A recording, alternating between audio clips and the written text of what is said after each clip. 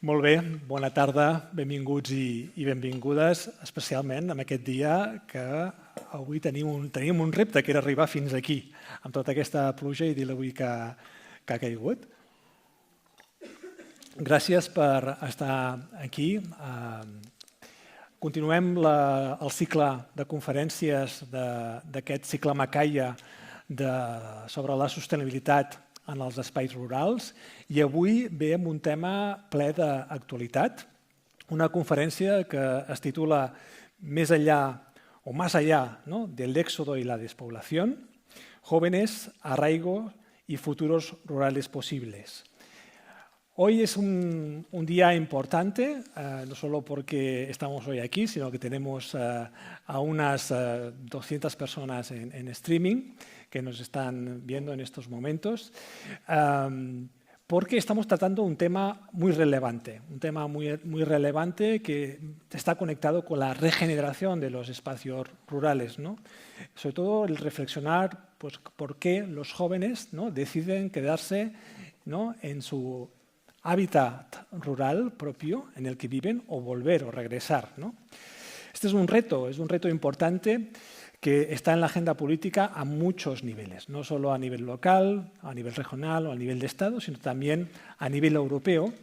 Y precisamente hoy ha salido un llamado a participar en un proceso, participar en un proceso participativo, valga la redundancia, del vicepresidente de la Comisión Europea, del señor Raffaele Fitto, que llama a todas las organizaciones, ¿no?, y entidades locales del ámbito rural a aportar al Pacto Rural de la Unión Europea en una estrategia en concreto que se llama The Right to Stay, el derecho a quedarse, ¿no? Entonces, y hoy, precisamente, la conferencia que hoy nos atañe, precisamente, va enfocada a este preciso derecho de quedarse, ¿no?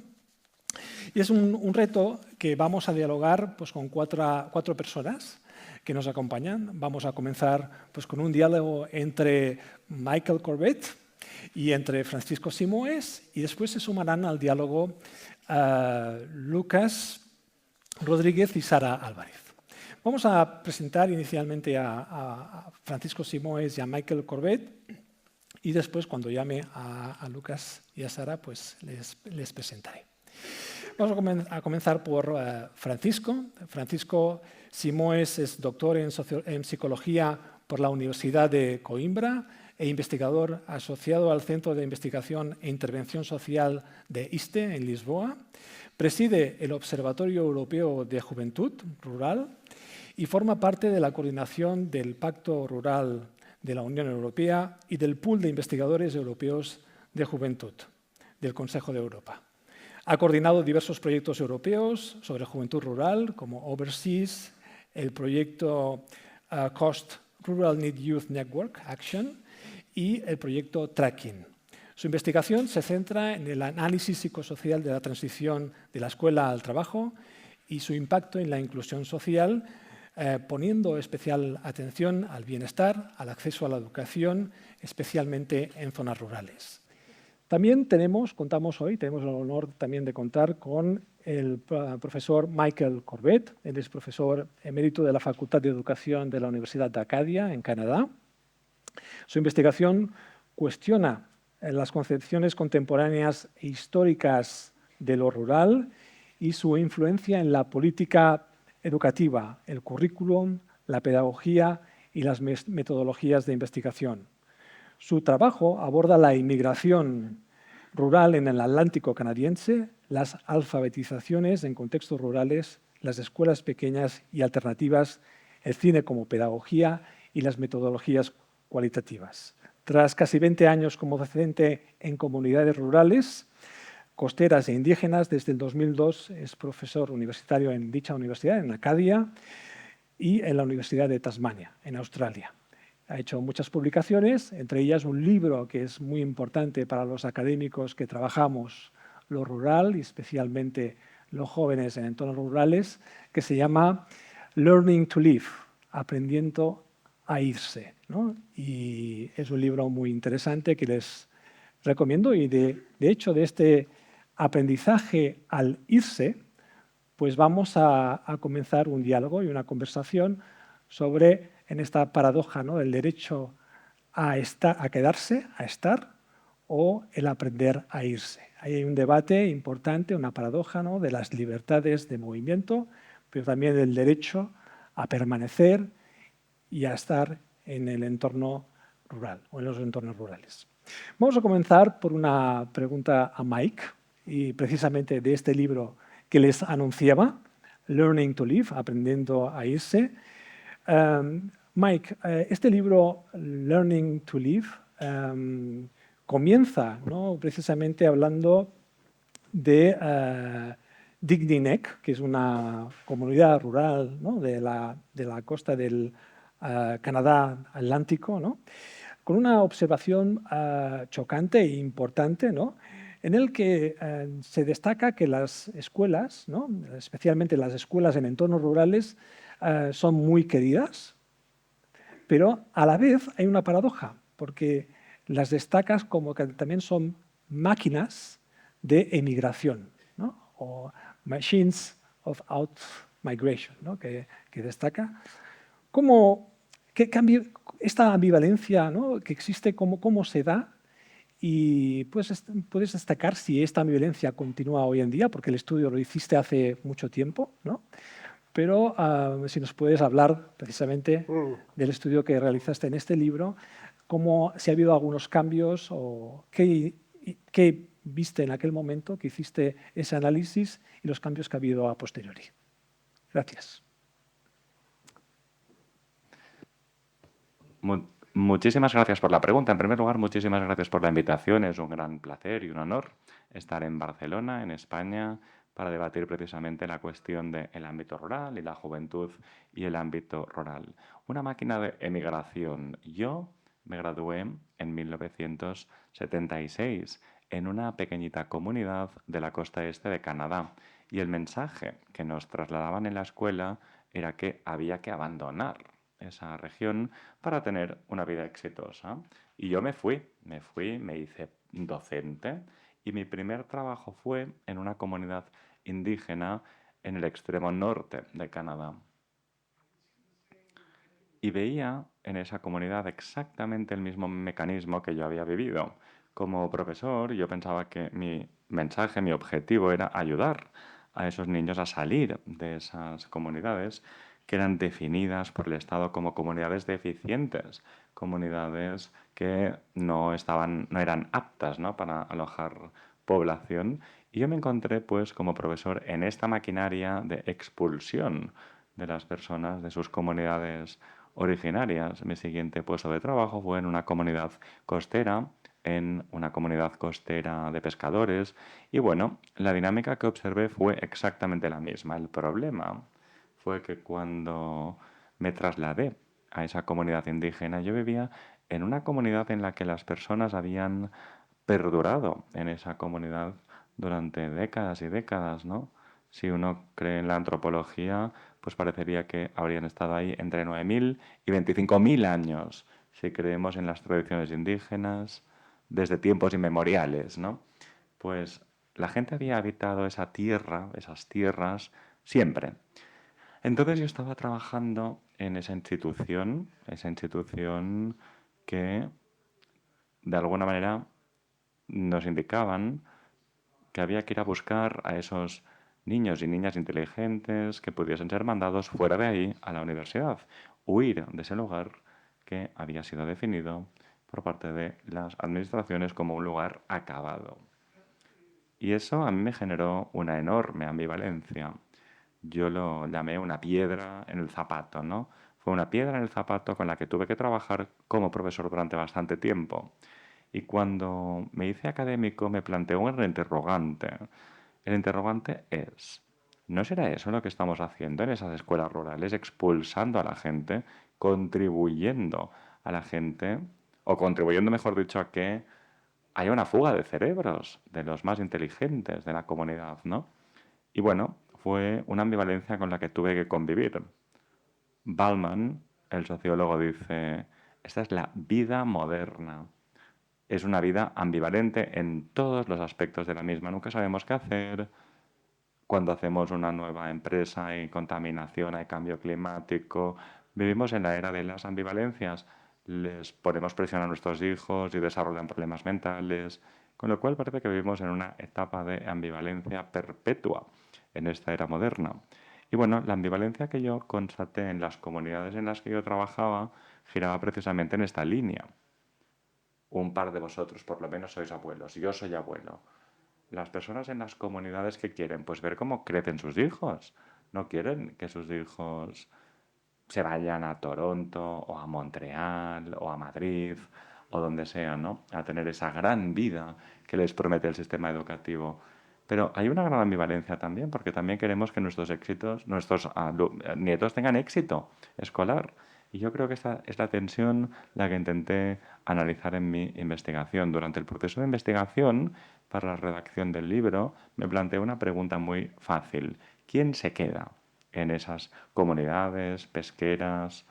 ¿Quién se va de las mismas y por qué? ¿Qué papel desempeña la educación en esos resultados? Y de momento lo dejo aquí, si te parece. Este diálogo con este contenido de este libro más adelante, pero el contenido está muy relacionado con un estudio que ha realizado Francisco hace muy poco, precisamente juntamente con la profesora Antonella Roca. Le encargaron del Consejo de Europa un estudio sobre los jóvenes en zonas rurales. Y precisamente el informe que se ha publicado recientemente y que se llama Here to Stay, aquí para quedarse, tiene algunas conclusiones muy interesantes relacionadas con esta temática, pero que también pueden llegar a cuestionar algunos elementos, algunas presunciones que nosotros teníamos. ¿Cuáles son los principales resultados de este estudio que esté conectado con esta idea? Francisco. Thank you, Oscar. And first of all, Gracias, Óscar, y muchísimas gracias por haberme invitado. También aquí al Palau Macaya, es un placer estar aquí con vosotros. Muchísimas gracias a la Fundación La Casa también por haber logrado que nos conozcamos con Michael. Nos hemos visto en línea muchísimas veces en los últimos 5 o 7 años y por fin nos conocemos en Barcelona, lo que es fantástico. Me resulta interesante, ¿no?, como Michael planteaba su primera intervención, porque cuando debatimos sobre el ámbito rural, cuando debatimos sobre las juventudes en el ámbito rural, casi siempre empezamos reconociendo que uno tiene, pues, orígenes rurales, ¿no? Es como una confesión. Todos los que llevamos a cabo investigaciones sobre el ámbito rural, acabamos reconociendo el pecado original. Somos también de origen rural. Es lo normal, es lo habitual. Yo, desde luego, también soy un niño de el mundo rural. Yo vengo de las Azores, del Atlántico, un entorno muy rural. Y entonces, para mí, la posibilidad de quedarme o de irme, pues siempre es algo que se cuestiona, ¿no? Porque al fin y al cabo estamos hablando de una región ultraperiférica de Europa, con únicamente 250.000 habitantes, una población muy reducida, además muy fragmentada entre islas. Y para los jóvenes la cuestión de quedarse o irse es la pregunta fundacional. Para los isleños siempre es así, ¿no? Con lo cual, bueno, es una pregunta también psicosocial. El tema de la ruralidad también tiene un gran impacto psicosocial. Y el estudio al que hacía referencia Oscar pone el foco no únicamente en las movilidades, sino en varios ámbitos, justamente de las transiciones de los jóvenes rurales. Y quizás las conclusiones más sorprendentes del estudio giran en torno al tema de el quedarse o el irse, ¿no? La perspectiva general que me gustaría compartir es el siguiente. Los últimos estudios de los últimos 20 años en Europa ponen de manifiesto una tendencia factual a la emigración de las personas jóvenes, con algunas excepciones de las que podríamos hablar. Y lo vamos a hacer en unos instantes. Y además, las personas que emigran del ámbito rural no tienen ninguna intención de volver nunca. Cuando se van, no vuelven. En la mayoría de los casos, lo que genera varias tensiones. Una de estas tensiones es demográfica, obviamente. un problema también de envejecimiento de la población, un problema generalizado en Europa, por cierto, y por otra parte genera también un problema social, comunitario, como comentaba Michael. Y en ese estudio, una conclusión sorprendente a la que llegamos fue que el 76%, es decir, 3 de cada 4 jóvenes que participaron en el estudio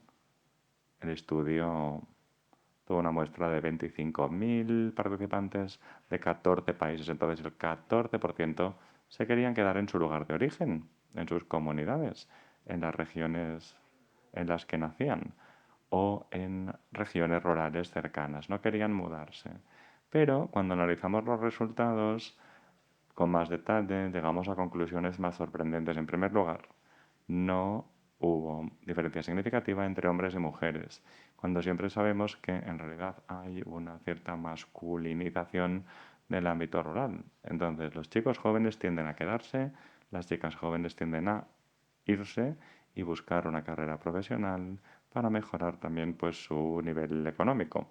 Tampoco observamos diferencias significativas entre las personas más jóvenes, es decir, 18 a 24, y los mayores, de 25 a 30. Y eso también es bastante sorprendente porque sabemos perfectamente que las personas que entran en la edad adulta tienen más tendencia a emigrar, ya que quieren estudiar o buscar alternativas profesionales y demás. Entonces, otra cuestión sumamente sorprendente fue que los participantes estaban de por sí sesgados, ya que la mayoría habían alcanzado estudios secundarios o inclusive se habían graduado. Es decir, estamos hablando de las personas que quieren irse, casi siempre, los que tienen estudios superiores. Y esto nos hizo enfrentarnos a una pregunta mayor, y es, ¿cómo puede ser que estos jóvenes que han participado en este estudio no cumplan con los estándares habituales en este tipo de estudios? Y entonces llegamos a la conclusión de que se explica por dos motivos. En primer lugar, primero habría que confirmarlo con otros estudios secundarios, pero una hipótesis que lo explica sería que el coste de la vida en el ámbito urbano, especialmente el acceso a la vivienda, está alcanzando tal nivel que las personas jóvenes del ámbito rural empiezan a reconocer que quizás quedarse es la elección adecuada, o por lo menos es una alternativa. Y además ven la ruralidad como algo más fluido, lo ven como una oportunidad de reconectar con sus comunidades de origen, aunque tengan que abandonarlas durante un tiempo, no únicamente para estudiar, sino para hacer movilidad internacional. Y después otra cuestión sumamente interesante y sorprendente, a pesar de que ya nos lo esperábamos, es que el apoyo informal de la familia, de los vecinos, de la comunidad en general, es la razón fundamental para quedarse. Ello nos habla de la necesidad de percibir una red de desarrollo personal que el entorno rural todavía ofrece a las personas jóvenes y que quizá no esté tan disponible en el ámbito urbano y que se acaba convirtiendo en un activo, ¿no? El tema es cómo podemos traducir el apoyo social en políticas públicas, porque claro, hay un vínculo entre el apoyo social y cómo ese se traduce en un activo, ¿no? Para las personas jóvenes. No tiene en cuenta toda esta infraestructura social o soft infrastructure, ¿no? Que vosotros llamáis, ¿no? Y que es muy importante en el diseño de las políticas públicas y que es un valor que tienen muchas zonas rurales, ¿no? Mike, en la conexión con lo que decía Francisco, pero también con tu libro, tú distingues entre, como comentabas, ¿no? Stayers, ¿no? Y leavers, aquellos que se quedan y aquellos que se marchan, ¿no? ¿Cómo hay este aprendizaje a quedarse o a irse? ¿Hay alguna cuestión que esté conectada con la clase social, con el género, con el capital social? ¿O es más bien como la escuela o las instituciones crean esa idea o esa construcción social de inteligencia y de futuro, más o menos, que está conectada con lo que destacaba Francisco de alguna manera? Yeah. Sí, es interesante lo que comentas. Creo que cuando inicié este proyecto, ¿no?, de aprender a irse, a mí lo que me interesaba era entender el mecanismo a través del cual tanta gente utiliza la educación para irse, para emigrar. Y lo que aprendí en el proceso, porque claro, fue una labor etnográfica, ¿eh? Yo trabajé con pescadores, dediqué muchísimo tiempo a pasar tiempo con las comunidades, hablé con tanta gente de las mismas. Y bueno, resulta que hay dos sistemas de educación. Hay un sistema de educación formal que tiene lugar en las escuelas y los niños obviamente están escolarizados, los jóvenes obtienen pues títulos, etcétera. Y bueno, se juegan, hay unos juegos de conocimiento. Pero hay otro sistema educativo menos formal, especialmente entre aquellos que están menos conectados con la escuela. Aprender a irse en una zona rural requiere de otra forma de educación y fue precisamente ese tipo más informal de educación del que yo aprendí muchísimo en ese estudio etnográfico con pescadores que habían abandonado la escuela a los 13, 14, 15 o 16 años. Y de alguna manera me contaban que hay cosas que hay que conocer para vivir bien fuera de la comunidad, ¿no? Y yo vivo en un pueblo de 150 habitantes, tengo 3 hijos, 3 se han ido, o mejor dicho, 2 se han ido y son médicos, y otro, pues llegó a la universidad, pero fue bastante difícil que llegase, y lo que le gusta hacer a él es cazar y pescar y pasear por el monte en su 4x4 y bebe demasiado, todas estas cosas, ¿no? No es alguien muy disciplinado. Y si el mundo se acaba un día, yo lo quiero a él. Si llega el fin del mundo, lo quiero a él. Los médicos, los psiquiatras no nos ayudarán para enfrentarnos al fin del mundo, ¿no? Entonces, me da la sensación de que hay un conjunto de herramientas en las comunidades rurales que no se manifiestan en los currículums académicos. La gente está muy orgullosa siempre de lo que sabe, de sus vínculos, de sus relaciones, de sus redes sociales, ¿no? De sus historias. Yo fui profesor, decía, en una comunidad rural, ¿no? Y las personas que vivían a mi alrededor, yo sabía pues de qué trabajaban, sabía cuánto dinero ganaban, lo sabía todo sobre ellos y estos tipos pues tenían furgonetas nuevas, casas mucho mejores que las mías, sus hijos iban con muy buena ropa. Yo decía, ¿cómo puede ser? ¿Cómo lo logran? Y me di cuenta de que es porque tienen vínculos. Si necesitabas, pues, no sé, una instalación eléctrica, te la hace el tío. Si necesitas, no sé, una chimenea nueva, pues tienes un amigo paleta. Tiene un conjunto de competencias muy, muy amplio. Hombres y mujeres que lo saben hacer todo. Y se ríen de personas como yo, que no saben hacer nada, ¿no? Más que ir a dar clase a niños, a una escuela. Es que esto no es ni una competencia desde ese punto de vista. Entonces, creo que el tema de vivir en un entorno rural implica mucho más, ¿no? Fernando habla mucho de ello. Se requiere de mucha sensibilidad, de muchas competencias y cada vez es más difícil, creo, para muchas personas jóvenes del ámbito rural mudarse a Toronto, a Vancouver o a Montreal y tener éxito ahí, ¿no? Y tener una vida decente. El precio promedio de alquiler de una casa en Vancouver, o de compra, mejor dicho, es de $1.000.000. El precio promedio en mi comunidad te la puedes comprar por $100.000. Entonces yo creo que hay muchísimos motivos por los cuales cada vez hay más personas que deciden quedarse en el ámbito rural. Mis hijos médicos, a que no sabéis, han vuelto a Nueva Escocia. Uno, el mayor, vive a 15 kilómetros de mi casa, en un pueblecito. Mi hija, que acaba de volver de la Facultad de Medicina, vive en Halifax, de 450 personas. Y nos preguntamos, ¿qué hará? ¿Se va a quedar ahí o será médica rural? Porque creo que cada vez hay más gente que percibe el ámbito rural como un entorno mejor, como un entorno en el que pueden tener una vida más rica. Y creo que eso está pasando a muchos niveles. También en las familias, en las comunidades rurales. El mundo cada vez es más precario y en ese sentido el ámbito rural pues es más atractivo y son considerados pues santuarios, ¿no? Para muchas personas. Y estas políticas públicas, ¿no? que decíamos, enfrentan justamente esta cuestión, cómo podemos reforzar las zonas rurales para que más personas quieran vivir y prosperar en ellas, ¿no? El 80% de los canadienses viven en ciudades, justamente, y eso no puede ser. De género, que es muy importante y que de alguna manera vosotros habéis trabajado en este estudio y que destacabas anteriormente, que son los chicos jóvenes los que se quedan más en el ámbito, en el espacio rural y que las mujeres jóvenes se suelen ir, ¿no? También por una cuestión que está conectada con los estudios, ¿no?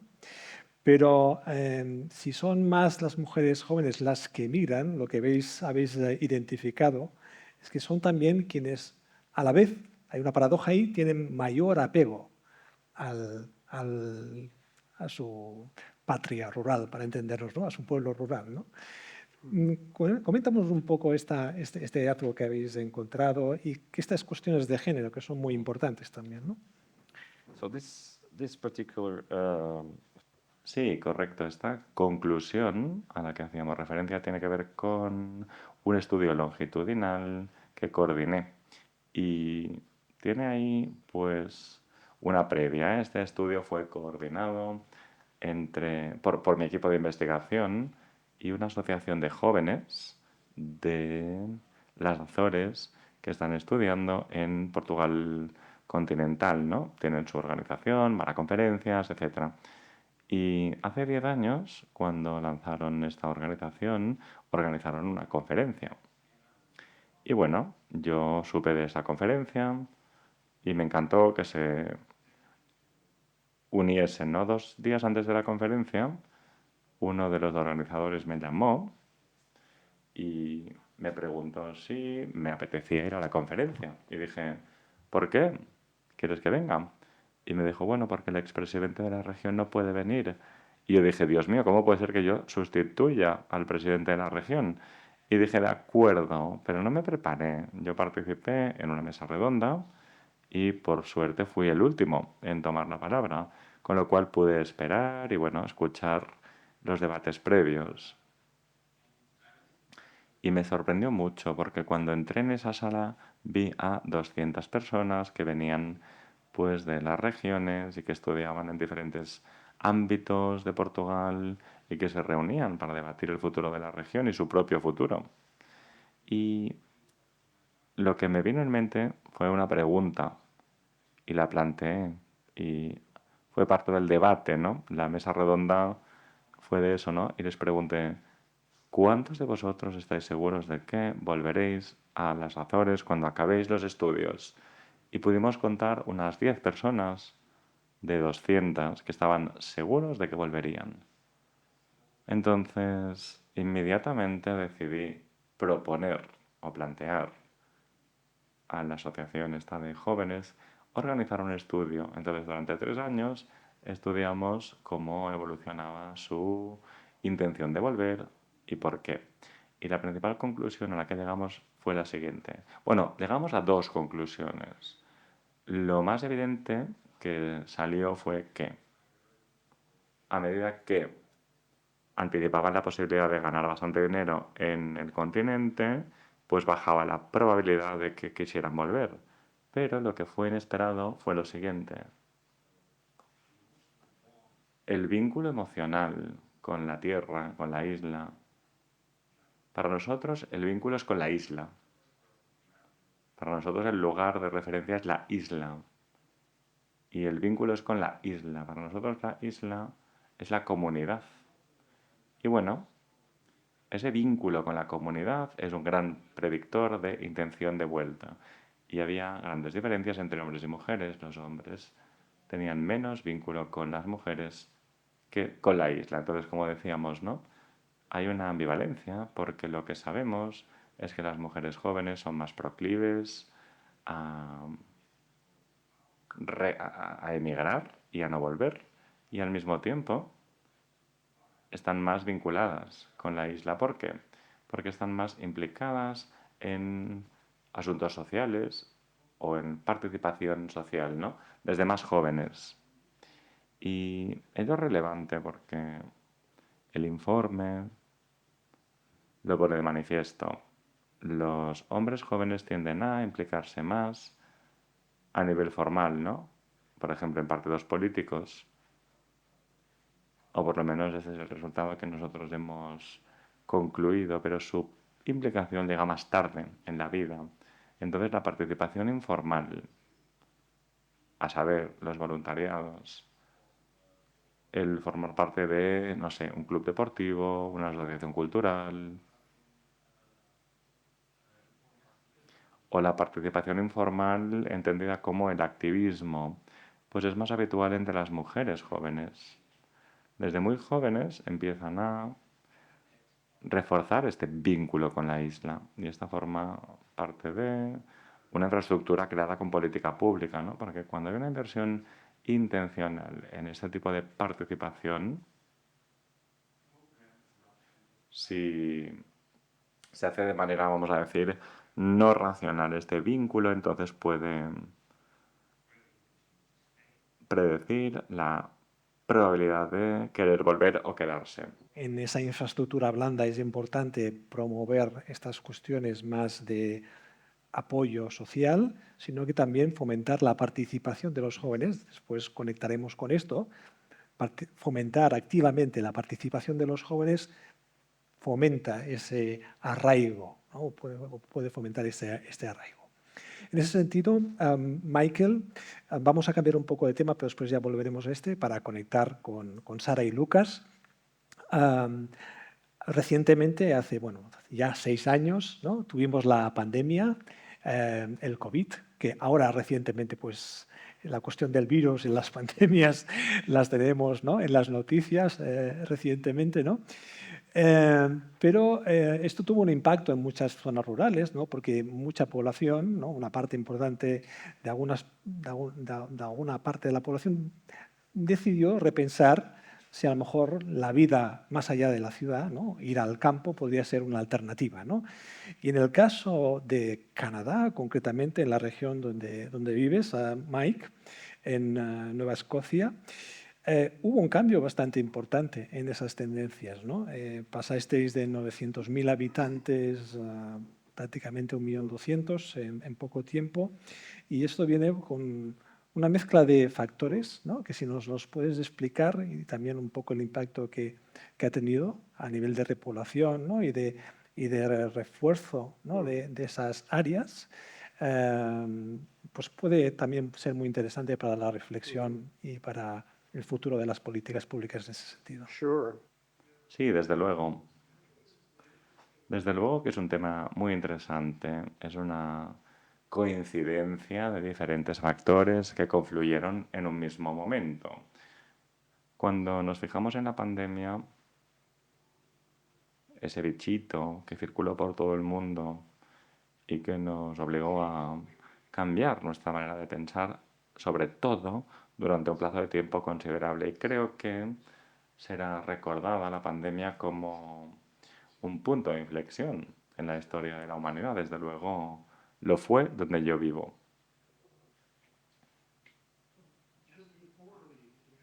Antes de la pandemia teníamos un guapo primer ministro, Justin Trudeau, el hijo de un ex primer ministro. Ahora es el novio de Katy Perry. Ha pasado a cosas mejores. Antes era presidente, ahora es el novio de Katy Perry. Su gobierno fue un gobierno muy liberal en el ámbito de la inmigración. Y eso cambió la cara de nuestro país, también la de mi región, que es una provincia pequeñita, rural, de Nueva Escocia. Y bueno, recibimos muchísimos inmigrantes de Somalia, de Siria, de Bangladesh, del Caribe, de México. Y la población de nuestra provincia alcanzó un pico durante el COVID de 940.000 a 1,2 millones. Es el pico. No sabemos qué pasará en el futuro, ya que ahora está, bueno, ahí estancada en esa cifra de 1,2 millones. Ahora tenemos una nueva administración, por suerte. Nos salvamos de un personaje como Trump. El líder conservador prácticamente ganó las elecciones. Ahora tenemos un gobierno, vamos a decir, de centro. Entonces, ¿qué pasará con las políticas de inmigración? Pues hay dudas al respecto todavía. Lo que ha pasado en el ámbito rural, no obstante, es que ello ha generado una dinámica muy diferente, una imagen muy diferente, una fotografía muy diferente, ¿no? Cuando vemos hoy quién conduce los camiones de distribución de vehículos, o quién trabaja en las obras, o quién sirve comida en los restaurantes, pues la imagen es muy diferente a la de hace 7 u 8 años. Lo que la pandemia también ha hecho ha sido desvincular el puesto de trabajo de un lugar físico para algunos privilegiados, los burócratas, personas como yo, que trabajamos en universidades, o muchas personas que trabajan en muchos ámbitos heterogéneos, ¿no? Ya no tenemos que desplazarnos físicamente al trabajo y seguimos, vamos a decir, batallando a nivel federal y provincial sobre si aquellos que trabajan en el funcionariado tienen que ir o no a la oficina. Es un debate que sigue candente. Entonces, lo que pasó durante esta etapa de COVID-19 fue que también alteramos un patrón de 50 años de éxodo, ¿no? De éxodo desde el campo a la ciudad. Y ese éxodo empezó a producirse a la inversa. Hasta el año pasado recibíamos más inmigrantes de las provincias más ricas de nuestro país, Ontario, Alberta, etc. Entonces, yo vivo en una comunidad rural y la casa de enfrente de la mía la compró un juez del Supremo de Ontario y su marido. Y ambos huían de la complejidad de la vida en Toronto. Viven ahora en una casa rural y bueno, a los banqueros ahora les encanta, resulta lo que, en fin, yo no lo entiendo. ¿Cómo a un banquero le puede gustar? Pero en fin, le gusta.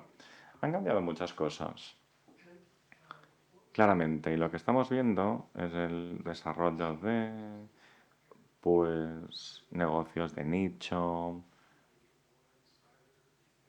viticultura. Tenemos una economía basada en el alcohol en la Nueva Escocia rural y más concretamente hay un conjunto de familias del ámbito rural o de otros países, ¿no? Como de Siria, personas que vienen del ámbito rural de Siria y que han llegado a nuestra región del mundo y están comprando tierra, tierra que no ha sido fértil y ahora están empezando a cultivar en las mismas. Con lo cual se están produciendo fenómenos interesantes en esa región del mundo de la que yo vengo. ¿Sobrevivirá eso la siguiente tendencia? Pues no lo sabemos, porque una vez más el gobierno ha limitado la política migratoria, que gracias al señor Trump, pues ahora somos un estado clientelar de Estados Unidos. Podría hablar de ello un buen rato, pero vamos, cuando se mueve el elefante llamado Estados Unidos, nosotros lo sentimos. Padecemos las consecuencias y desgraciadamente nuestras políticas sociales son ahora pues muy dependientes de Estados Unidos, ¿no? Cuando Estados Unidos impone aranceles tenemos un problema muy muy grande. Nuevos pobladores, jóvenes, no tan jóvenes, pero también hay el regreso, ¿no? Cómo los jóvenes regresan, ¿no?, a sus áreas rurales o cómo deciden, ¿no?, emigrar a determinadas áreas rurales. Es una cuestión importante que conecta con lo que decíamos antes, con la participación, ¿no? Por ejemplo, me comentabas en una conversación que habíamos tenido hace poco, pensando en el diálogo de hoy, de varios estudios, ¿no?, que han demostrado que precisamente aquellos jóvenes que más activos han estado participando socialmente son aquellos, ¿no?, que tienen más ganas y que deciden volver, porque hay una probabilidad bastante importante del hecho de decidir a volver el hecho de haber participado activamente en su comunidad, ¿no? Y después, ahora ya daremos paso, después de esta respuesta, Francisco, a Lucas y a Sara, para que nos hablen de sus realidades. Francisco. Yes, Sí, la participación es fundamental, es un aspecto fundamental. Os podría dar estadísticas del informe que me resultan interesantes. Según el informe, o mejor dicho, los participantes, ¿no?, del estudio al que hacía referencia, voluntarios o personas más activas en partidos políticos, hemos analizado diferente forma de participación política, ¿no? Pues decía directamente, hay un vínculo directo entre la participación y las ganas de volver, ¿no? Somos un país con muchísima participación social en comparación con otros países, ¿eh? Y sí, desde luego, la participación de los jóvenes en sus comunidades es un poquito más alta en los países del sur, Portugal, Italia, España, Portugal, que están un poquito por encima. Pero creo que es importante también destacar una idea preconcebida errónea sobre participación de las personas jóvenes. Hay un mito muy dañino según el cual los jóvenes no están interesados en lo público, ¿no?, en lo que pasa en sus comunidades, ni en tener un papel importante en la resolución de los problemas con los que se enfrentan sus comunidades, y ello está, en fin, muy, muy alejado de la realidad. No cabe duda de que hay una división o una diferencia entre la participación formal, especialmente en la participación vía partidos políticos, pues ahí el interés en volver sería inferior. Pero si hablamos de la resolución de problemas concretos, ¿no?, problemas culturales, cuestiones que tienen que ver con, no sé, clubes culturales, de deporte, etc., la resolución de problemas es algo que fomenta mucho el interés de las personas jóvenes, o que, mejor dicho, suscita el interés de las personas jóvenes. Ahí el desafío es cómo podemos generar entornos de participación informal que también puedan, digamos, alentar a las personas a la participación informal. Las personas no van a participar si no observan resultados tangibles de su participación. Hay un estudio muy interesante llevado a cabo por un colega de la Universidad de Porto, y en la región fronteriza, de Portugal, varios ayuntamientos de norte a sur de Portugal han participado en este estudio, han trabajado en comunidades durante un plazo de 10 años, con lo cual es un estudio longitudinal de larga duración, y esta colega ha llegado a conclusiones interesantes. Las personas jóvenes que han participado en mecanismos de participación informal, no necesariamente en presupuestos participativos, pero sí en mecanismos, vamos a decir, conexos, o personas jóvenes que han sido activas en plataformas políticas, pues bueno, muchas veces cuando emigran se quedan fuera, obviamente, durante un tiempo, mientras estudian, siguen teniendo un vínculo con sus lugares de origen. Van y vienen, vuelven a menudo a sus lugares de origen, participan en asambleas locales, en manifestaciones, y muchos de ellos y ellas, al poco de un tiempo, al cabo de un tiempo, 5 o 7 años, vuelven a sus lugares de origen. Con lo cual, simplemente para destacar que si encontramos el entorno adecuado, ¿no?, de participación, las cosas tienen lugar a nivel local. Es decir, si los ayuntamientos logran fomentar la participación de las personas jóvenes, si encuentran los mecanismos públicos y además apoyan a las personas en la búsqueda de soluciones a lo local, pues ahí encontraremos la receta adecuada para garantizar que más y más personas jóvenes se queden o vuelvan una vez finalicen sus estudios. Conecta con Sara y Lucas, que les llamamos a que suban, que nos acompañen. Y mientras tanto, pues les iré presentando. Comienzo por Sara Álvarez. Sara es gestora cultural, especializada en patrimonio, territorio y ámbito rural, licenciada en Bellas Artes y máster en gestión cultural por la Universidad Carlos III de Madrid. Trabaja en el cruce entre la cultura, identidad territorial y participación comunitaria. Es presidente de EPA, Jóvenes Rurales, red estatal que conecta jóvenes y proyectos del medio rural, y también gestora de proyectos de la cooperativa Nanoma Astur. Ha impulsado iniciativas como Caminus, vinculado al Festival Samaín, y el Archivo Histórico de Familias Mineras de Pozo María, orientado a activar la memoria obrera y comunitaria de la cuenca minera de la Ciana. A mi izquierda está Lucas Rodríguez, que es gestor cultural y activista vinculado al medio rural.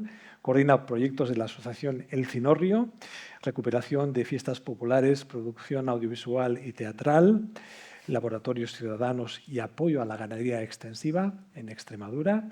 Y es vicepresidente de EPA, Jóvenes Rurales, donde impulsa metodologías para fomentar la agencia juvenil en los territorios. Sara, Lucas, ¿cómo veis esta conversación que hemos tenido más a nivel académico, de estudios, desde la práctica del día a día, desde vuestros entornos cotidianos? Vamos a comenzar por Sara y después por Lucas. Pues bueno, muchísimas gracias, lo primero, por invitarnos, por dejarnos estar aquí y por esta pregunta vínculo, esta pregunta puente, porque nos viene al pelo. Estábamos pues leyendo las preguntas que teníamos y demás, y justo yo estaba todo el rato, es que yo quiero hablar de una cosa muy concreta y no sé dónde meterla. Y ahora sí puedo. Este es el espacio perfecto, sí. Adelante. Justo con este tema que se habla tanto de la participación informal y la participación formal, ¿no? Esta cosa de que son dos mundos que parecen el mismo, se tocan, pero no son lo mismo. La participación informal en un pueblo, la colaboración comunitaria, que puede ser desde barrer tu calle hasta organizar las fiestas de tu pueblo, y luego ya esa participación más formal en la que hay unas estructuras de procesos participativos que influyen en las políticas públicas o los programas públicos, ¿no? ¿Qué nos pasa muchas veces a nosotros? Que es que esa participación informal no hay que generarla porque ya existe, y existe muy fuerte. Nosotros ahora estamos desarrollando un proyecto que se llama En Pie de Fiesta, porque queremos intentar no solo poner en valor de cara a las instituciones, sino entre ellos mismos a las comisiones de fiestas de los pueblos. Las comisiones de fiestas de los pueblos son espacios de participación completamente informales, que además normalmente son generacionales. Entonces, cuando tienes 16 o 17 años, entras porque te toca hacer las fiestas de tu pueblo, y de repente te metes en una estructura organizada en tu pueblo en la que gestionáis una cuenta bancaria con dinero público, pero también con dinero privado, tenéis un trabajo y una responsabilidad comunitaria, tenéis que hablar con el ayuntamiento para pedir cosas, para pedir permisos, entender la legislación, qué podéis hacer y qué no podéis hacer. Y eso es desde los 16 años. Esa gente, cuando llega a los 26 años, está capacitada para ser alcalde de su pueblo, por lo general, no te digo todo el mundo, pero parece que no, pero al final organizar unas fiestas de tu pueblo en el que tienes que tener en cuenta hasta que tu pueblo esté limpio y que la gente no se mate desde el escenario, eso, por lo general, es bastante parecido a ser alcalde en el ayuntamiento de tu propio pueblo. Entonces, esos espacios que las primeras veces que dijimos que queríamos pedir una subvención para juntar a comisiones de pueblos de España que se ayuden entre ellos, que animarles un poco que se meten en el ayuntamiento, algunas respuestas eran, claro, sí, hombre, darle dinero a borrachos, para que se emborrachen más en las fiestas. Entonces, claro, es como esta labor de traducción tan fuerte que a veces hay que hacer, muchas veces en los pueblos, de esta participación informal a la formal. O sea, yo personalmente creo que ya hay mucha gente joven haciendo muchas cosas en su pueblo. A veces no viven allí, vuelven para trabajar en las fiestas, no para vivirlas solo, sino para trabajar. Pero tenemos como que cambiar un poco esa concepción que tenemos de... O sea, tenemos que facilitar que la participación formal abrace a esa participación tan informal. No tener como que generar estructuras en las que encajen, sino más bien al contrario, que la participación formal abrace esa participación más informal, ¿no? Y yo estaba todo el rato, ¿dónde podremos hablar de las comisiones de fiestas en las preguntas y tal? Tiene encaje. Has encajado muy bien. Sí.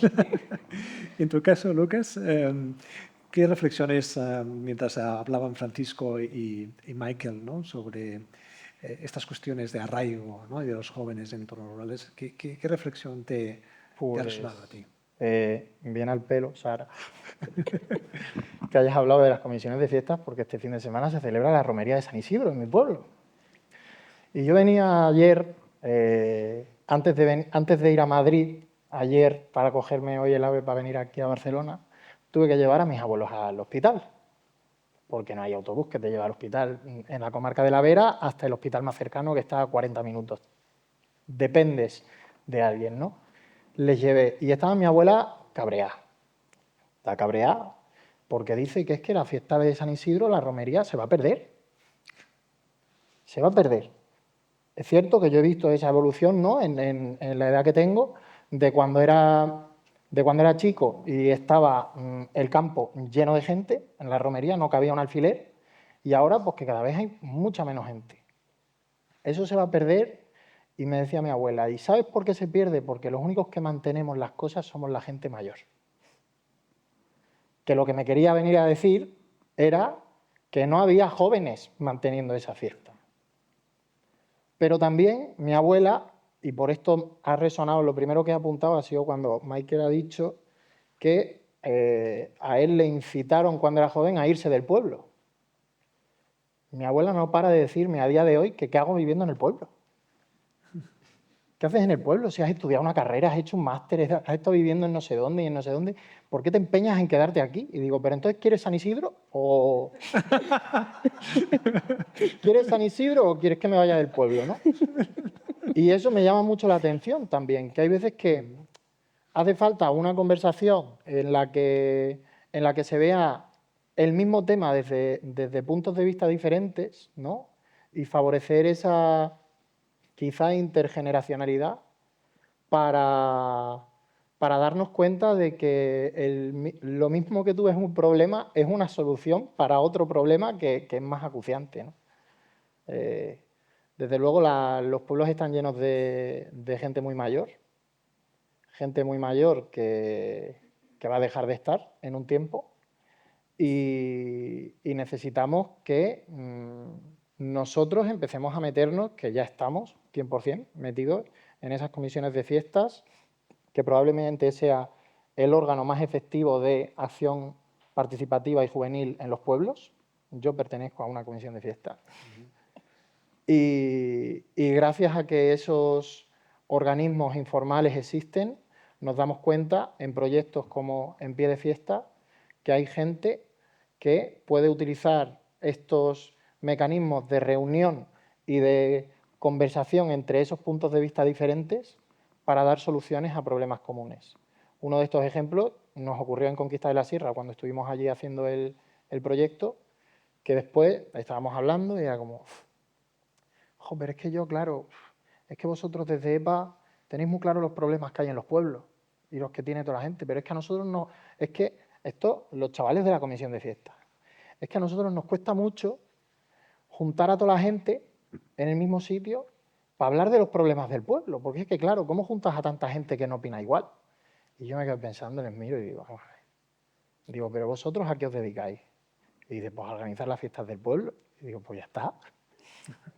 Digo, si las fiestas del pueblo tenéis a toda la gente junta, solo tenéis que moverlo un poco. Pues en las siguientes fiestas del pueblo hicieron una consulta pública para saber cuáles eran esas necesidades, problemas que el pueblo en común tenía. Y a raíz de eso, pues proponer proyectos para los tiempos que siguieran, ¿no? Con el apoyo de la asociación de EPA. Y al final es eso, ¿no? Hacer más fiestas quizás es la solución. No sé. Una de las posibles. De los retos que tienen las zonas rurales, especialmente pensando en los jóvenes, ¿no? O en las relaciones que hay entre los jóvenes con el resto de la comunidad también, ¿no? Que generar esos lazos intergeneracionales que también son tan importantes. Si tuvierais que recoger 3 retos, ¿no? Hacer una prioridad, ¿no? Pues en la conversación que tuvimos nos salían con muchísimos retos, ¿no? Pero si tuvieras que coger 3 retos, simplificando, ¿cuáles serían para vosotros? Comenzamos por Sara y después por Lucas, resumiendo un poco. Claro, es que justo cuando nos hacías esa pregunta de cuáles serían los retos, o si tenéis una lista de retos, claro, nosotros de cada proyecto que hacemos nos ocupamos de manera paralela a ejecutar esos proyectos. O sea, nosotros normalmente pues, juntamos, como somos, al final somos una red, somos una asociación, pero somos una red de asociaciones, proyectos, yo qué sé, emprendedores, pero donde hay ganaderos y también hay colectivos, ¿no? Se juntan entre sí o a veces nosotros ideamos un proyecto y abrimos convocatoria y se van apuntando distintos socios o colaboradores. Vamos ejecutando en distintos territorios.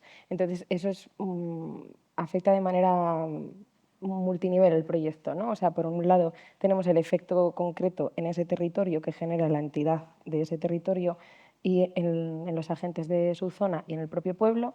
Luego también entre la propia gente que acude al evento, de repente se crea redes, se crean vínculos y demás.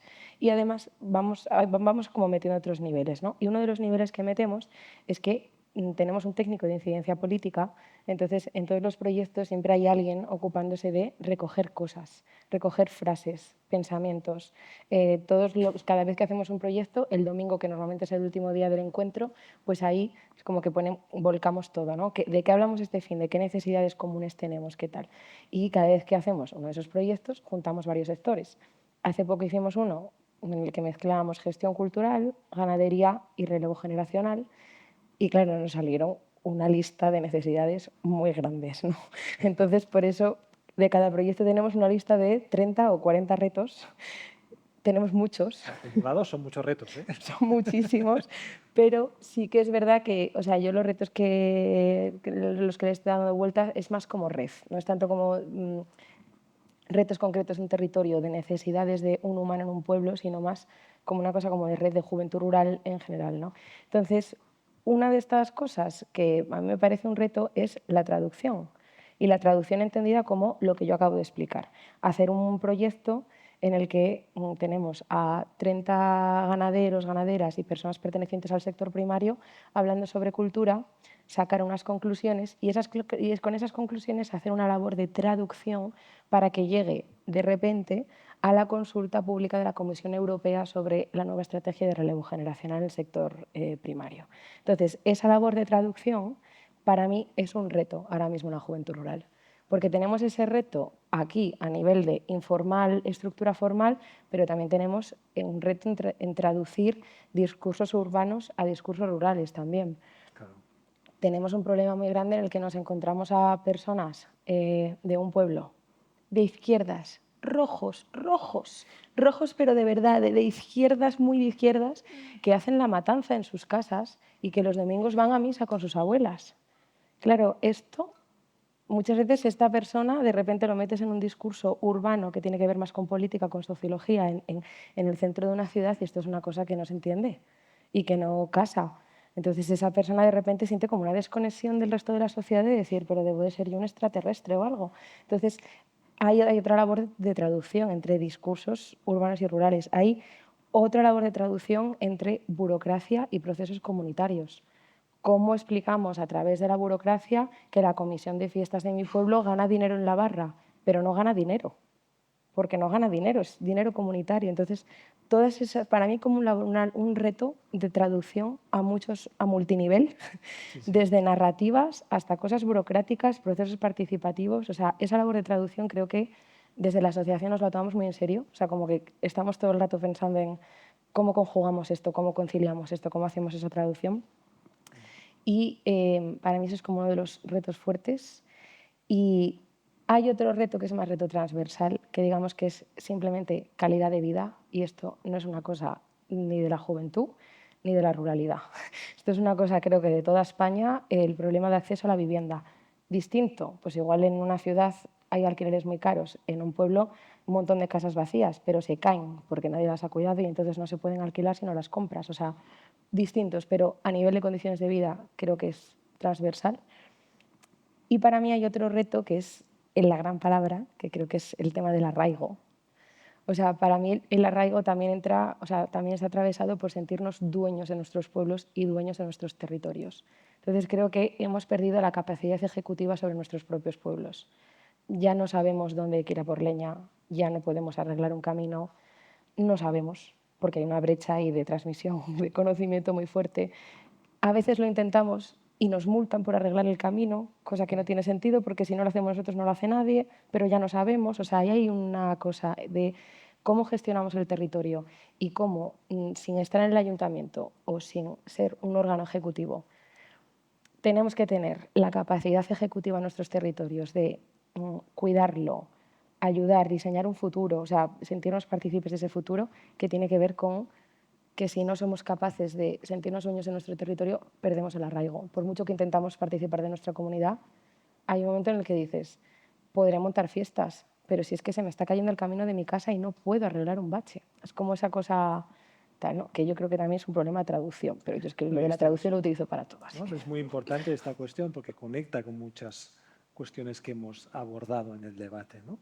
Y una de ellas es precisamente en la visión que hay del entorno rural, que si hay una visión o un discurso hegemónico de la decadencia y la despoblación, si tú estás solo y ves o hay ese discurso de que no puedes hacer nada, lo único que te queda es conectar con me tengo que ir de aquí, digamos, ¿no? Estas cuestiones también forman parte de algunos retos de tu entorno, de algunos proyectos que has participado, de cómo se puede girar la tuerca a este sentimiento y al revés, ¿no? Potenciar pues, que haya ese arraigo y ese apego. Justo aquí hemos hecho los deberes un poco mal porque no nos hemos puesto de acuerdo. Y claro, pues al final, como hablamos todos los días, muchas horas, compartimos palabras y pensares, ¿no? Pero bueno, me voy a centrar en mi territorio, Villanueva de la Vera y Asociación El Cinorrio, que también es un poco mi papel dentro de EPA, ¿no? Hablar desde el pueblo. Y aquí había apuntado yo, en primer lugar, algo que también ha dicho Sara, que era generar las condiciones óptimas para que un joven ganadero pueda vivir a mi pueblo, pueda venirse a vivir a mi pueblo. Claro, esto es utópico y parece que es simplemente condiciones de vida óptimas. No, esto supone, en primer lugar, una solución habitacional, que en los pueblos es súper complicado encontrar. Poder asegurar que exista un canal de comercialización de sus productos en el caso de que quiera venderlos. Es decir, antes de que esa persona joven venga al pueblo, ya que exista esos canales para poder comercializarlos. Todo esto tiene que ver también mucho con el arraigo, porque si tú llevas a un joven, le prometes el oro y luego no hay ese oro, esa persona se desencanta y se desarraiga completamente y se va. Y eso no es lo que queremos, ¿no?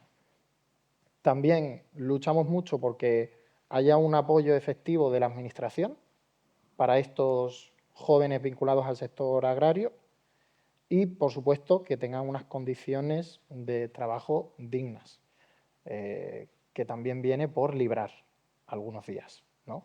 Nos centramos en el sector ganadero porque nosotros con el Cinorrio trabajamos especialmente en vinculación con ese sector, aunque seamos una asociación cultural. Y luego ya el último reto de todos dentro de este sería el acceso a la tierra, que si ya el acceso a la vivienda es un melón, lo otro es una sandía. Es imposible. No hay nadie que suelte su finca y no hay nadie que la desbroce, ¿no? Es muy difícil, muy difícil. Pero bueno, ahí estamos luchando por esa utopía. Luego también tenía apuntado el recuperar el hacer pueblo.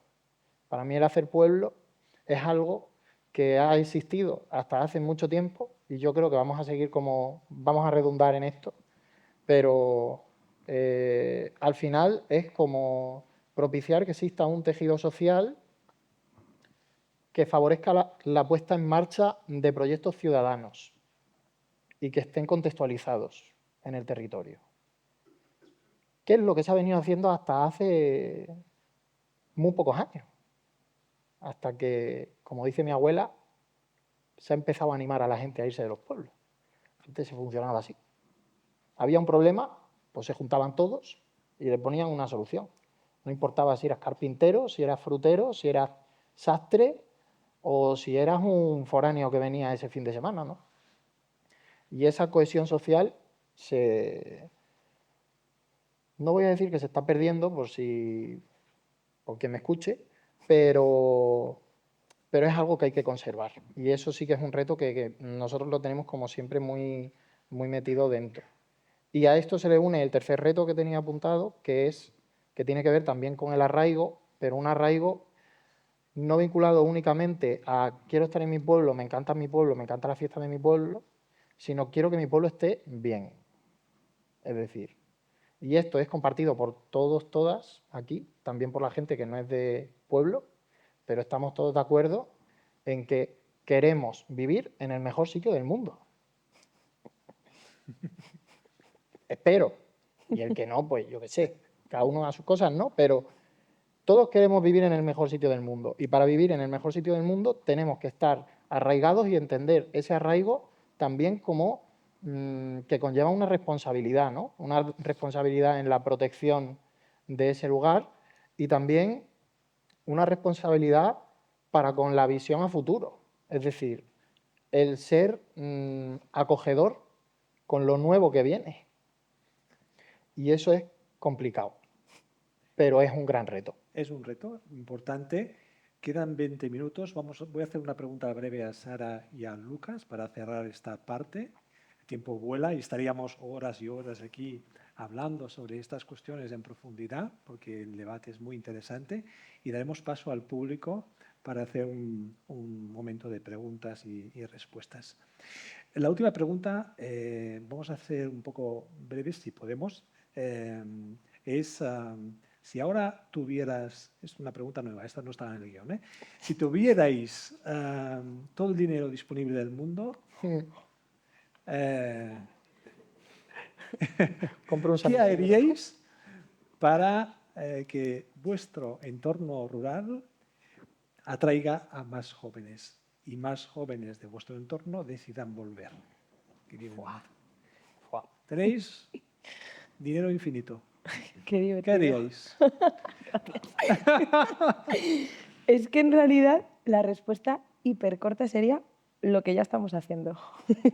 Lo que pasa que más.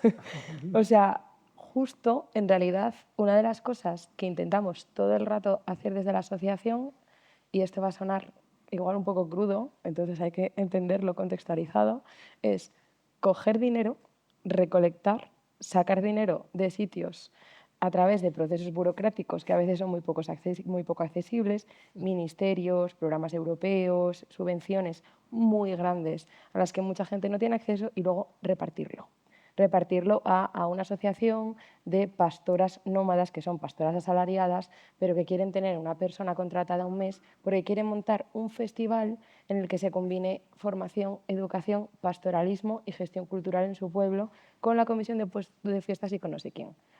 ¿De dónde saca dinero esa gente para hacer un festival? Es muy difícil. Entonces ya lo sacamos nosotros y luego con el asesoramiento también de EPA, porque pues, o sea, es que tenemos el ejemplo, dentro de 2 semanas tenemos este festival del que os hablo.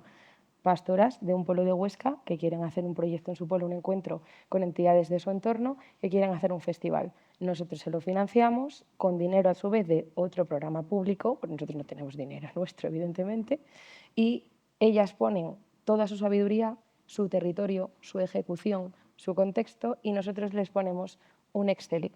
En plan, oye, rellenad aquí los hoteles que hay. Oye, ¿quién está disponible de la comisión para que pinche en la fiesta después del concierto?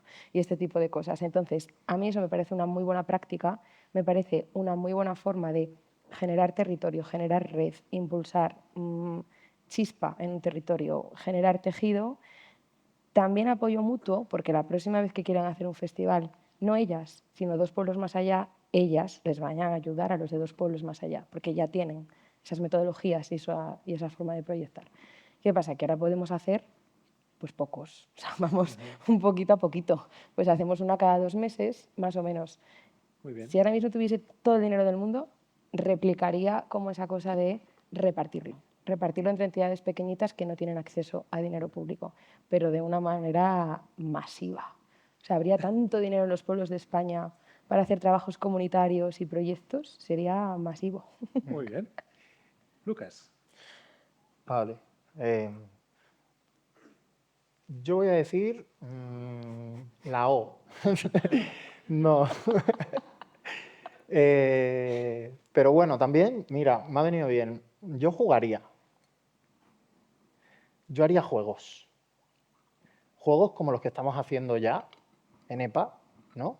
Que al final no acaban de ser procesos artísticos que ayudan a formar en metodologías participativas a jóvenes que no saben hacerlo dentro de su pueblo y que al final por estos procesos consiguen engancharse a un movimiento informal que ya existe dentro del pueblo, y ahí nosotros conseguimos de manera indirecta lo que en realidad queremos, que es que no se vayan, ¿no? Pues seguiría haciendo eso. Capacitar de forma divertida. E invertir dinero en traducir cosas para que no nos suene, para que el primer impulso que tengamos no sea el irnos del pueblo para poder aprender porque al final aprender es lo que nos llama, ¿no? O sea, conocer cosas nuevas.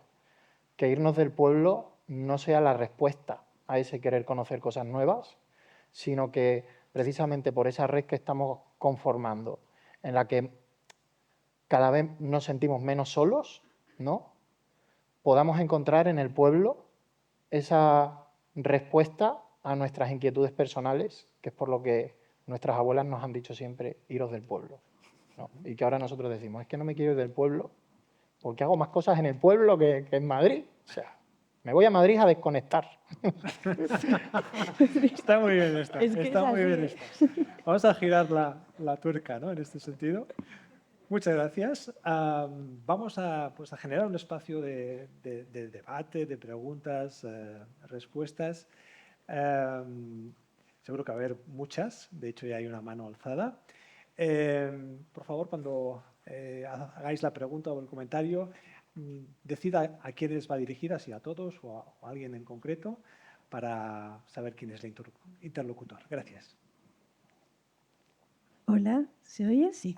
Sí, se oye. Gracias, muchas gracias a los 5 por esta intervención tan interesante.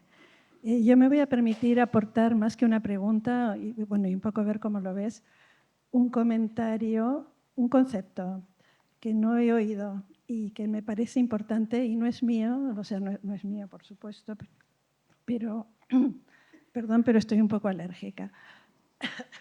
La importancia de este concepto yo la aprendí de un autor que estudio que se llama Ivan Illich, y él dice en una frase casi textual, no es textual, pero casi, una revolución cultural e institucional que devuelva al hombre el control de su medio no puede pasar más que por una recuperación del comunal, commons.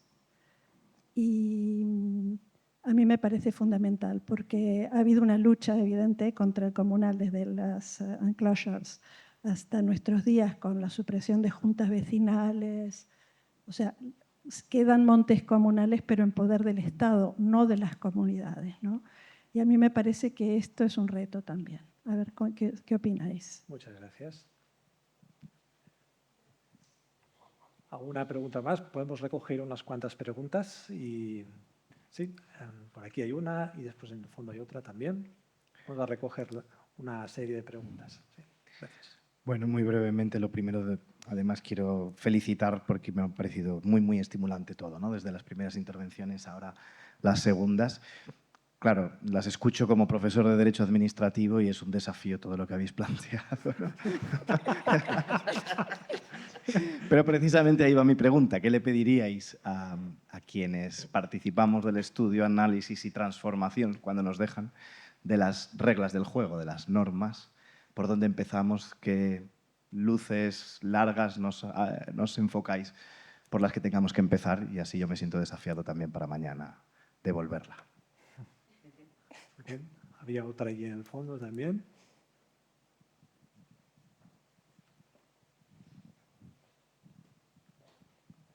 Yo pregunto a los dos jóvenes, pero a cualquiera también. Yo soy economista y, por tanto, tengo una fuerte deformación y me parece que en todos estos discursos se olvida bastante lo que es fundamental para conseguir que los pueblos vuelvan a revivir. Y es una actividad económica un poco sólida, que permita realmente todos estos arraigos, todas estas redes, todas estas palabras bonitas que de alguna manera usamos. Es cierto que se ha trabajado mucho, pero me llamaba la atención porque cuando dices, si tenemos mucho presupuesto, ¿qué haríais? Pues yo lo primero que haría es desatascar muchas de las cosas que creo que están atascadas. Porque fundamentalmente, como vosotros mismos decís, no hay vivienda, no hay mercado de tierras, no hay movimiento. Estáis hablando siempre del retorno de la misma gente. Retornar, pero si ya no queda nadie, ¿quién va a retornar? Hemos de empezar de nuevo. Yo si tuviera mucho presupuesto, lo primero compraría todas las tierras, compraría todas las casas, volvería a empezar. Y yo creo que es un poco lo que necesitamos. Pensar no tanto en el volver, en el retorno, el querernos quedar con lo de siempre, sino de empezar un punto y aparte. Tenemos una base tecnológica que nos lo está facilitando. Lo que hemos de hacer es desatascar las fuerzas que están impidiendo el movimiento.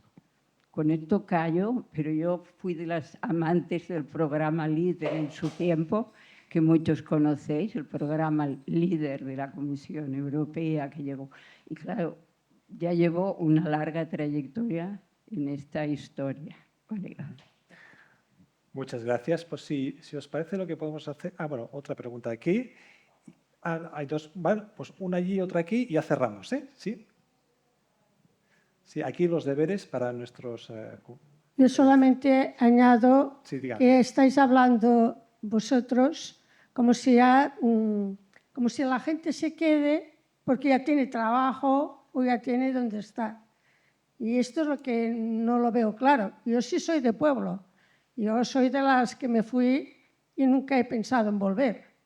Sin embargo, en eso que habéis dicho, del grupo nuestro, que éramos los primeros que íbamos a estudiar en Barcelona, en la universidad, quien volvió fueron los chicos. Uno veterinario. Las chicas creo que no volvimos ninguna. Y luego en el pueblo la gente vive y se va a trabajar en la ciudad. Esto también hay que tenerlo en cuenta. O sea, en los pueblos, como dice ella, falta mucha vida. Falta mucha vida. Que haya trabajo, que haya lugar para... Y bueno, el arraigo quizás es esto, que se vienen, se quedan y luego se van a trabajar a la ciudad. Este será el arraigo, supongo yo. Pero, por ejemplo, yo no he tenido arraigo. Gracias por la reflexión y su punto de visión. Damos la última pregunta aquí y lo que haremos será a que cada persona, cada ponente pueda responder las preguntas que considere oportuno en un torno de 2 minutos cada uno. Sí, muchas gracias. Yo no quiero hacer pregunta porque he quedado satisfechísima con la exposición que han hecho los 5, pero claro, me llega mucho más la exposición que han hecho los 2 jóvenes, porque yo soy de un pueblo de Ávila. Sí. Soy, a pequeña escala, una propietaria de fincas en las que, bueno, de un pariente a otro han ido legando. Yo tengo 3 hijos y se vinieron, han nacido aquí. Quien se vino fui yo.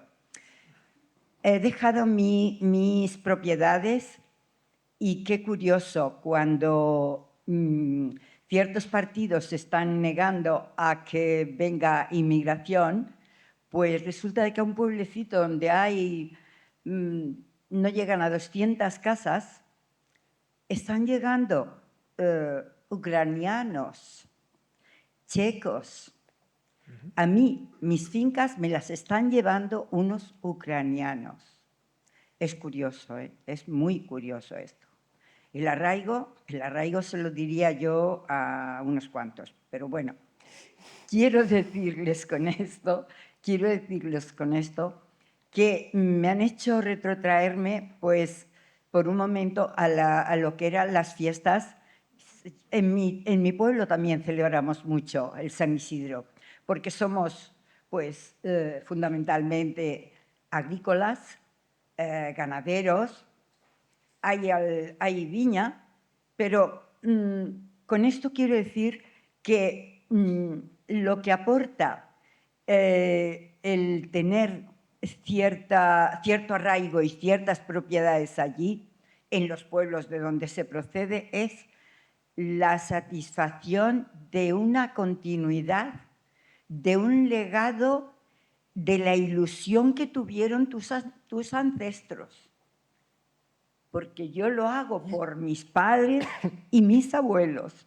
Mis hijos no quieren saber nada, nada. Cuando fueron a las universidades se descreyeron ya de la ruralidad y ahora sí, les gusta ir a San Isidro. Sí. Yo he prestado mi era, la era, saben ustedes lo que es, ¿no? Sí. La era, mi era, es donde se celebra el baile de mañana. Y es prestada porque me hace ilusión, Claro. porque me hace ilusión. Esto le llamo yo arraigo. Los que están preconizando el arraigo por otro lado no tienen ni puñetera idea. Gracias Muchas por sus gracias. reflexiones y palabras. Vamos a dar paso a la intervención de cada ponente, ¿sí? 2 minutos cada uno, máximo, porque ya tenemos que cerrar de aquí 8 minutos como mucho. Sara, comenzamos por Sara, Michael, Francisco y Lucas. Adelante, Sara. Vale, pues simplemente, o sea, yo añadiría como 2 apuntes a lo que hemos estado hablando. Lo primero, la pregunta más directa, las luces largas en el derecho administrativo, porque es que es un melón. O sea, nuestro técnico de incidencia político, que es además secretario de la asociación, que es Matías Rubio, estudió Derecho. Y, o sea, esa pregunta que tú acabas de hacer se levanta y se acuesta todos los días preguntándose eso, porque es que es muy difícil. O sea, en realidad yo creo que de cara al derecho sería otra vez esta labor de traducción. O sea, ¿cómo facilitamos esto? ¿Cómo entendemos en un lenguaje administrativo, jurídico, legislativo, lo que pasa en los pueblos con, por ejemplo, los montes comunales o en mano común? ¿O cómo sabemos que ese monte que está en el registro a nombre de un ayuntamiento de no sé qué, en realidad lo gestiona la junta vecinal de la pedanía de un pueblo? Esto es un pitote y tiene muchísimo que ver con el acceso a la tierra. Entonces, creo que en realidad es más como la traducción. O sea, ¿qué labores de traducción se pueden hacer para que se entienda en marcos legales lo que pasa a veces, sobre todo con las tierras y con el acceso a la tierra, ¿no? Y eso me conecta un poco con la otra parte, con el otro apunte que quería hacer en cuanto al tema este de economía y de que hablamos mucho de arraigo, de comunitario, de cultura comunitaria, pero que no hay trabajo.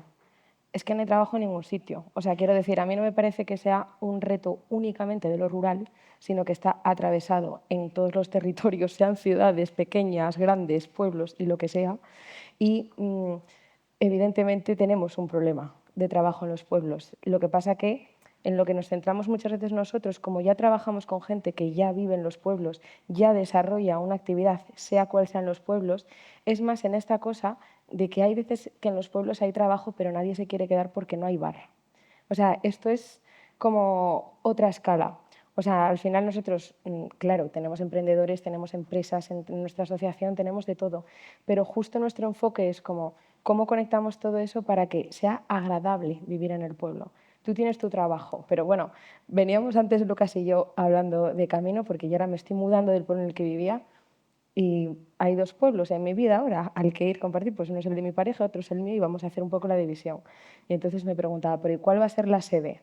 ¿Uno u otro? Yo, pues en el que hay bar, evidentemente.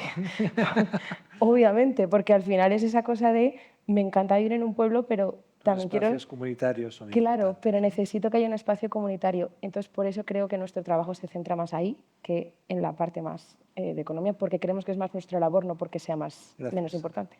Gracias. Michael.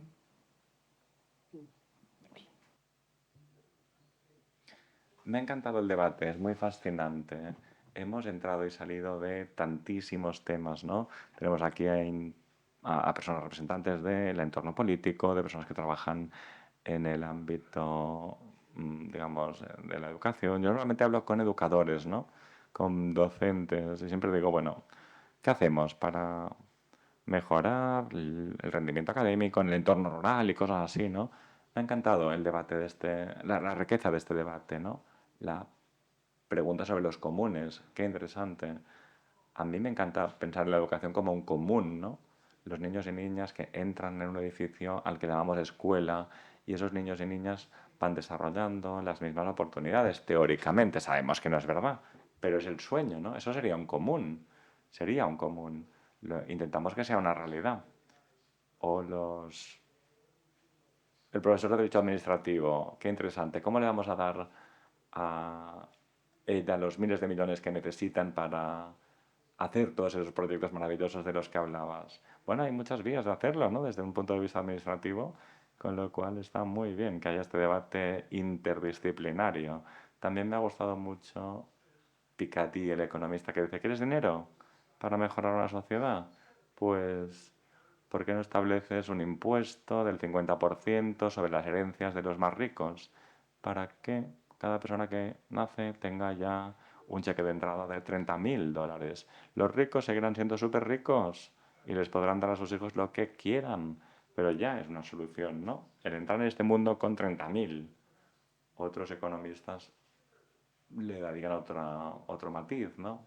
¿Cómo podemos crear oportunidades en esos entornos a los que llamamos rurales? ¿De dónde viene la gente? De dos sitios. En mi país venimos... Nosotros somos muy buenos procreando en Canadá, eso por cierto, ¿eh? Estamos ahora entrando en un terreno pantanoso, con lo cual la gente viene o de los vientres de sus madres o de los migrantes o de otros países, ¿no? Venimos de esos dos lugares, la gente que habitamos los pueblos. O nacemos ahí o venimos de fuera. No hay otras alternativas. El debate político sobre la migración es un delirio, porque las personas podemos venir de dos lugares, de otros países o del pueblo de al lado. Entonces, lo dejo aquí de momento. Gracias, Michael. Francisco. No, muchísimas gracias por las preguntas. En 2 minutos, vamos, me pones un desafío casi televisivo, ¿no? El argumento económico que planteabas es muy interesante, ¿no? Y no lo hemos podido debatir en profundidad. No hemos podido debatir en profundidad sobre el tema económico. Yo he reflexionado un poquito sobre ello. Déjame que diga un par de cuestiones. A veces hablamos demasiado de lo rural, como si fuera algo singular. Y no, es diverso, hay muchas ruralidades, ¿no? Y las estadísticas así lo muestran. Una cosa es estar en un entorno rural cerca de un entorno urbano, y además la diferencia de PIB entre determinados ámbitos rurales es, en fin, enorme, abismal. Y otra cosa muy diferente es estar, no sé, en un pequeño estado insular en vías de desarrollo, es que no tiene nada que ver, ¿no? Ahí el desarrollo económico está lejos. Entonces, en elaboración de políticas públicas debemos tener claro que lo rural es diverso. No es lo mismo España que Polonia o las Azores que el Portugal continental al lado de Lisboa, ¿no? Entonces, bueno, la política pública tiene que adaptarse a las especificidades de cada entorno. A veces me da la sensación que hay bastante confusión en esa tensión entre la agenda política y hoy, de hecho, el derecho a quedarse está muy en el centro, ¿no? Pero lo que está por pasar, ¿no? Mientras nosotros trabajamos en esa ambición de que nadie se sienta coaccionado económicamente hablando para tener que abandonar sus lugares de origen. Pero al mismo tiempo el debate a nivel de la Unión Europea sobre los fondos regionales debaten sobre la recentralización de los fondos a nivel nacional y no a nivel regional. Y ya sabemos qué pasará si una parte importante de estos fondos se gestionan desde Madrid, desde las capitales. Será un problemón para las regiones. Y volviendo a la cuestión que nos ocupa, a mí me gustaría hacer un comentario sobre algo que ha sido dicho anteriormente por parte de Sara y de Lucas, ¿no? Y lo han dicho de diferentes maneras y es muy, muy relevante para el debate que nos ocupa en materia de los procesos de toma de decisiones comunitario. Yo no sé si Lucas estaba en el seminario del estudio al que comentaba yo, ¿no? De Bruselas durante la preparación del seminario. Creo que sí, que estabas, pero no estoy de acuerdo. Puede que sí, puede que no. Es que nos hemos visto en varios campos de batalla, ¿no? Pero algo que me sorprendió mucho es que estamos hablando aquí de jóvenes, de organizaciones de jóvenes que decían, tenemos que encontrar un espacio para codiseñar las soluciones para las comunidades rurales y debemos, desde luego, no caer en la trampa, en el error de pensar que la promoción de la juventud es ponerlos en una cajita para que hagan sus cositas y tengan impacto en la comunidad. La cosa no va así. Obviamente que en España hay un mecanismo muy bien, muy bueno, ¿no? La fiesta, los bares, perfecto. Podéis utilizar estos mecanismos informales para generar esa participación, pero no en todas partes hay fiestas. No, en serio, en los pueblecitos, en las comunidades con poquita población, las posiciones de poder ya han sido ocupadas por los mayores y eso no permite a las jóvenes y a los jóvenes pues meterse en el proceso formal, ¿no? Y eso tiene que organizarse de tal manera que todas las generaciones tengan voz en la mesa de negociación y puedan participar en la elaboración de políticas públicas y no la cosita de separar en silos las generaciones, ¿no? Otra solución sería expandir este modelo de la fiesta por toda Europa. En Portugal no estamos mal, pero en otros países creo que necesitan un empujoncito. Lucas, 2 minutos y ya vamos cerrando. Pasar por todo rápido. Lo primero, voy a hablar de la parte del derecho administrativo para decir que no voy a responder, ¿vale? Porque mis asignaturas de derecho de la carrera fueron las que más odié y eso me lleva a hablar de lo siguiente, ¿no? No se me da bien el derecho, pero tengo amigos que sí. Y eso es casi más importante, ¿no? Al final, hacerte con un círculo de amigos que complementen los saberes que tú no tienes para poder dar solución a problemas que tú sí tienes, ¿no? Y eso me lleva a hablar de los comunes y el comunal. Era otro capítulo que teníamos pendiente hablar, lo que pasa es que al final se nos ha ido el tiempo, ¿no? Sí. Pero todas las metodologías que empleamos tanto en EPA como en el Cinorrio y las que intentamos desarrollar a escala nacional en la Asociación de Jóvenes Rurales tienen que ver con las metodologías de los laboratorios ciudadanos que se basan precisamente en generar conocimientos comunes que permitan una replicabilidad y escalabilidad posterior de los proyectos. O sea, eso está como metido en nuestra idiosincrasia y en nuestra forma de hacer. Podemos hablar luego un poco más. Luego, sobre la actividad económica, ¿no? Y el desarrollo económico, me gustaría decir que el rural es heterogéneo y que una solución así no creo que sea viable para todos los lugares rurales de España. Yo vengo de una comarca en la que precisamente por impulsar una actividad económica demasiado centrada en el turismo, nos estamos viendo obligados los jóvenes de los pueblos a irnos del pueblo, ¿no? Pero lo que sí que podemos hacer con todos esos recursos, millones y millones de euros que probablemente tengamos, es fomentar que haya debates, ¿no? Y fomentar que exista un pensamiento crítico dentro de los pueblos que hable con esa visión del arraigo para intentar favorecer un desarrollo rural que yo creo que va más allá de un desarrollo económico, ¿no? Sino de intentar tener una cohesión social efectiva en el territorio. Y por último, y ya acabo, ¿de qué pueblo eres, Brenda? Yo soy de un pueblo de Ávila, muy chiquitito. Es que soy de La Vera, o sea que estamos al lado. Pero yo estoy tocando en más de Salamanca que de Ávila. Yo estoy tocando a Peñaranda y Aramonte. Vale. Frontera septentrional. Ya está. Muy bien. Acabamos con estas lecciones de geografía rural. Muchas gracias por vuestras intervenciones. Como ponentes han sido muy enriquecedoras y un debate muy rico y agradable. Y muchas gracias a ustedes por su asistencia en el día de hoy. Gracias.